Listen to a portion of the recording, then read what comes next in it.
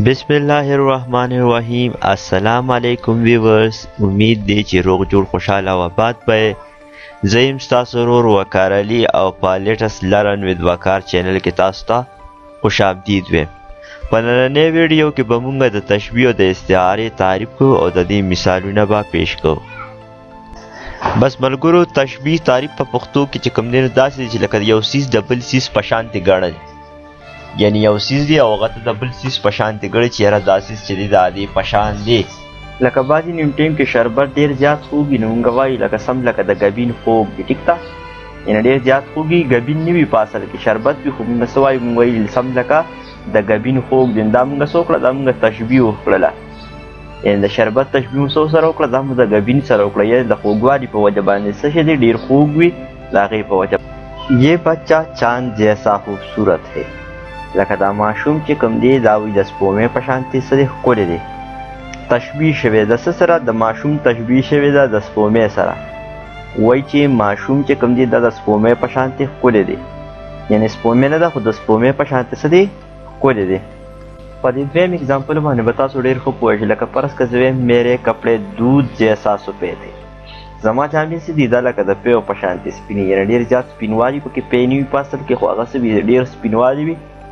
نو وایي څه کېږي، وایي زما جامې چې کوم دي نو وایي دا د پیو په شانتې تکې سپینې دي. نو د جامو تشبیه څه شوې ده؟ د پیو سره شوې ده. څه په وجه باندې؟ د سپینوالي په وجه باندې. بل مثال دی، وی میرا بیٹا شیر جیسا بہادر ہے. زما بچی چې کوم دی وي دا څه دی د شیر په شانتې بهادره دی. دلته هم تشبیه شوې ده، د زوی تشبیه شوې ده د څه سره؟ د شیر سره شوې، چې زوی مې څه دی د شیر په شانتې بهادر دی. نو چې کله په شان پکې راغی او په اردو کې جیسا یا جس طرح جیسے دا چې کوم دی دا څه دی تشبیه ده. یا میری بیٹی گڑیا جیسی ہے. زما بچی چې کوم دی دا څه ده د ګوډۍ په شانتې ده. د څه د ښکلیوالي په وجه باندې د لور تشبیه څه شوې ده؟ د ګوډۍ سره شوې ده، چې ګوډۍ څه د ګوډۍ ښکلي وي او هلته بچی یې ښکلي وي. نو هغه څه وایو، هغه وایي زما بچی د ګوډۍ په شانتې ده. ګوړیا جیسی ہے د ګوړۍ په شانتې ده. نو دا هم تشبیه ده. شربت شهد کی طرح میٹھا ہے. شربت چې کوم دی داسې د شاتو په شانتې خوږ دی، یعنې د ډېر خوږوالي په وجه باندې د شربت تشبیه چې کوم ده دا د شهاتو سره شوې ده، چې شربت دومره خوږ دی لکه څنګه چې څه دي شات خواږه دي. نو په دې کې دا خوږوالی چې کوم دی نو داسې دا تشبیه شوې ده، یعنې د شربت تشبیه چې کوم ده دا د شهدو سره شوې ده. د څه په وجه باندې شوې؟ د خوږوالي په وجه باندې شوې ده. د تشبیه چې دی د دې 15 جزء دي. دې 15 واړو جزو ته چې کوم دی دې ته ارکان تشبیه هم وایي. د دې لومړی قسم چې کوم دی دا دی مشبه. وہ چیز یا پر جس کو دوسرے چیز کی مانند جیسے طرح قرار دینا مشبہ کہتے.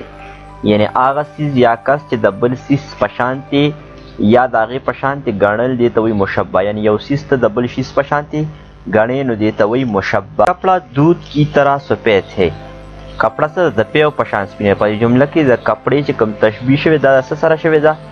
د پیو سره شوې، یعنی د کپړې تشبیه شوې ده. کوم شي چې موږ وایو د بل په شانتې موږ ګړو هغې ته موږ مشبه وایو، یعنی د کپړه څه په شانتې ده؟ د پیو په شانتې ده. نو په دې وجه دا زموږ سره د مشبه قسم دی. د تشبیه دویم رقم چې کوم دی دا دی مشبه به، یعنی او چیز جس کے ساتھ دوسری چیز کو تشبیه دی جائے. هغه چیز چې د هغې سره د بل چیز تشبیه ورکړی شوي وي. لکه اگزامپل ته وګورئ، کپڑا دودھ کی طرح سفید ہے. کپڑا د پیو په شانتې سپینه ده، جیسے درجه ذیل جملے میں دودھ کو تشبیه دیا گیا. په بهرنۍ جمله کې چې کوم دی د پیو تشبیه د کپړې تشبیه چې کوم ده د پیو سره ورکړې ده. نو موږ وایو چې د کوم څیز د بل دویم نمبر څیز سره تشبیه ورکړی شي نو هغې ته وایي مشبه به. دریم نمبر قسم چې دی دا دی حرف تشبیه. تشبیه چې د کوم څیز دپاره موږ کوم یو ورډ استعمالوو یا تشبیه د ورکولو لپاره موږ یو لفظ استعمالوو هغې ته وایي حرف تشبیه. لکه وایي مانند، طرح، مثل، سا، نظیر، کی طرح. لکه زه وایم کشمیر جنت نظیر. کشمیر څه دی؟ جنت نظیر دی، د جنت په شان. دا نظیر ورډ چې کوم دی دا د دې په منځ کې چې کوم دی دا دی حرف تشبیه. بل دې لاندینۍ جمله کې وایي کپڑا دودھ کی طرح سفید ہے. په دې کې دا کی طرح چې کوم دا حرف تشبیه دی. ولې د کپړې او پیو کې چې کوم په منځ کې کوم حرف استعمال شوی دی نو هغه دی کی طرح. دا کی طرح زموږ سره څه شو؟ دا زموږ سره شو حرف تشبیه.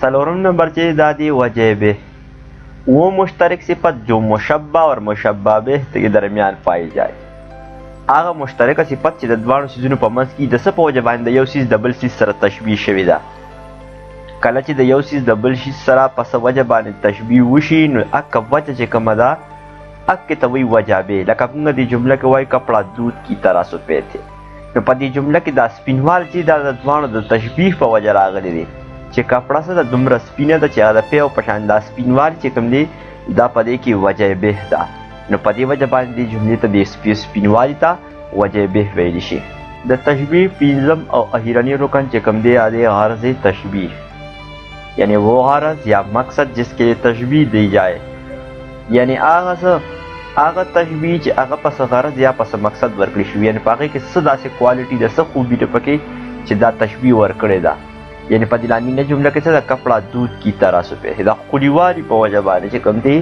دومره سپینه ده دومره ښکلې ده چې د پیو سره یوه تشبیه ورکړې ده چې څه دی چې کپڑا چې کوم ده دا د پیو په شان ښکلې ده هم دقه غرض او دقه مقصد د دې صفت چې په دې کې راشي چې د یو صفت په وجه باندې یا د یوې خوبۍ په وجه باندې د یو څیز سره تشبیه ورکړې وي هم دقې ته غرض تشبیه وي په لاندینه جمله کې کپڑا دومره ښکلې دومره سپینه ده چې د پیو سره تشبیه ورکړي دقه ښکلیوالی دغه سپینوالی د دې دی غرض تشبیه د استعارې لفظي معنی چې کوم ده دا دی ادار لینا قرض اخیستل یعنی رعایتاً یو څیز چې کوم دی اخیستل یا قرض اخیستل دې ته وایي یا د استعارې لفظي معنی ده د استعارې تعریف دا دی چې یو لفظ د هغې مجازي معنی داسې استعمالول چې د حقیقي او مجازي معنو تشبیه تعلق وي دې ته وایي استعاره یعنی د یو لفظ د مجازي معنی داسې استعمالول چې د حقیقي او مجازي معنی تشبیه سوي د دې تعلق وي دغه ته وایي استعاره یعنی یو کس یا یو څیز بالکل هوبهو د هغې په شان دی بیانول چې بالکل څه وي اکه خوبي وي پکې په هغې کې څه خوبو په هغې کې موجود وي لکه زه ویمه یہ چاند ہے یو څیز یو هغه ډېر زیات ښکلي زه یم سمه سپومې ده یا یو څه وي یو کس یو هغه ډېر زیات بهادر دی بهادرۍ په وجه باندې ورته زه څه یم شعر راغی ټیک ده یعنی په اصل کې هغه شعر نه وي هغه کس وي خو هغه دومره بهادره وي چې هغه موږ څه کوو د هغه بهادري موږ د شعر سره کوو ټیک ده نو موږ وایي څه وشو شعر راغی یعنی په دې کې څه دی سپومې او شعر چې کوم دا استعاره ده ټیک ده یعنی په دې کې دا خوبي په دې کس کې موجود وي نو په دې وجه ورته موږ وایو شعر وایو یو کس ډېر زیات ښکلي او ماشوم یې ښکلي موږ وایو میرا چاند آیا زما څه وشو زما سپومې راغله نو دا چې کوم دی یو څیز بالکل هوبهو هغه چې کوم دی نو ویل دا استعاره ده ټیک ده انشاءالله دا ویډیو د اوږدېدو په وجه باندې چې کوم دی نو موږ په دې کې د استعارې هغه مثال هغه ارکان چې کوم دي هغه مو پیش نه کړه انشاءالله په راتلونکي ویډیو کې به موږ څه کوو د استعارې چې کوم ارکان دي هغه په نیکسټ ویډیو کې موږ تاسو سره شیر کوو د ویډیو د کتلو دپاره ډېره مهرباني شکریه کو ویډیو مو خوښه شوي وي نو زموږ چینل سبسکرایب کې ویډیو لایک کې او د ګنټې نشان چې کوم دی دا دباو کې وسلام د الله په امان